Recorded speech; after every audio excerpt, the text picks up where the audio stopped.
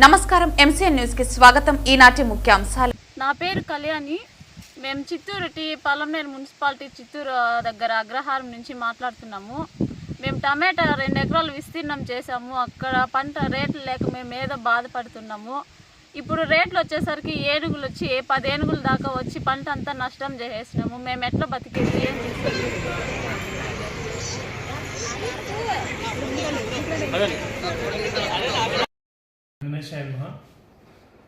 స్వయంభూ వరసిద్ధి వినాయక దేవస్థానం కాణిపాకం నందు బ్రహ్మోత్సవాలు సెప్టెంబర్ 14 నుంచి 4th అక్టోబర్ వరకు జరగనున్నాయి.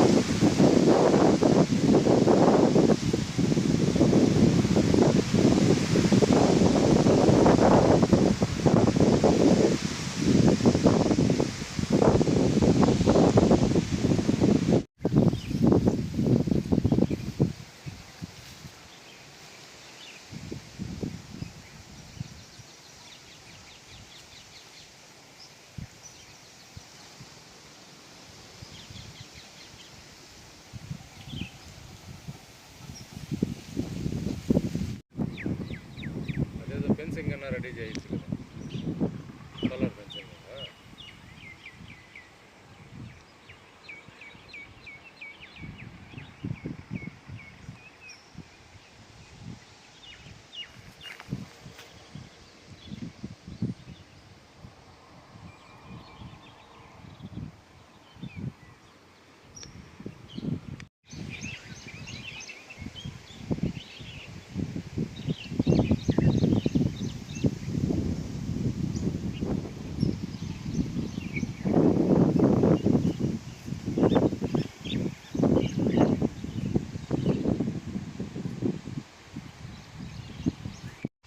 నా పేరు కళ్యాణి. మేము చిత్తూరు పలంనేరు మున్సిపాలిటీ చిత్తూరు దగ్గర అగ్రహారం నుంచి మాట్లాడుతున్నాము. మేము టమాటా 2 ఎకరాలు విస్తీర్ణం చేసాము. అక్కడ పంట రేట్లు లేక మేము ఏదో బాధపడుతున్నాము. ఇప్పుడు రేట్లు వచ్చేసరికి ఏనుగులు వచ్చి 10 ఏనుగుల దాకా వచ్చి పంట అంతా నష్టం చేసేసినాము. మేము ఎట్లా బతికేది, ఏం చేసేది? ఫారెస్ట్ వాళ్ళు చూస్తే వాళ్ళు కాపలా వస్తాము అంటారు, కానీ రావట్లేదు. వచ్చినామని చెప్పి వాళ్ళు ఏమో డ్యూటీ చేసి వాళ్ళ డబ్బు వాళ్ళు తీసుకుంటున్నారు. ఇక్కడ రైతులు నష్టపడిపోతుంటే మేమేం చేసేది? మీరే ఏదో ఒకటి చేసి మమ్మల్ని ఆదుకోండి. జిల్లా పలంనేరు మున్సిపాలిటీకి చేరిన టీఎస్ అగ్రహారం గ్రామంలో ఉండు వడ్డీ దొరస్వామి పొలంలో నిన్న రాత్రి ఏనుగుల మందు వచ్చి 2 ఎకరాల వరి పైరంతా ధ్వంసం చేశాయి. కాబట్టి గవర్నమెంట్ వాళ్ళు మాకు ఆదుకోవాలా. అదేవిధంగా గత కొన్ని సంవత్సరాలుగా కూడా ఇదే విధంగా ఏనుగులు వచ్చి మా పంట నష్టం చేస్తున్నా కూడా ప్రభుత్వం కానీ ఫారెస్ట్ అధికారులు కానీ ఎటువంటి చర్యలు తీసుకోలేదు. ఫారెస్ట్ అధికారులకు తెలియజేసినప్పుడు వాళ్ళు వచ్చి ఏదో కంటి తుడుచుగా కొన్ని బాణాలు ఇచ్చి బాణాలు వేయండి అని చెప్తున్నారు. కానీ బాణాలకు కూడా ఆ ఏనుగులు బెదరడం లేదు. మాకు ఇక్కడ పంట పొలాలు చాలా నష్టం జరిగింది. కావున గవర్నమెంటు దీనిపై దృష్టి సారించి మాకు నష్టపరిహారము చెల్లించవలసిందిగా కోరుకుంటున్నాను. నా పేరు దొరస్వామి, అగ్రహారం. 2 ఎకరాలు మడి చేసినాం. ఏనుగులు వచ్చి మొత్తం కొల్ల చేసేసినాయి. ఎన్ని ఏనుగులు వచ్చాను? ఒక 10-12 ఉంటాయి. గవర్నమెంట్ ఏదన్నా మాకు సహాయం చేయాలా, మేము చాలా నష్టపడిపోయాం.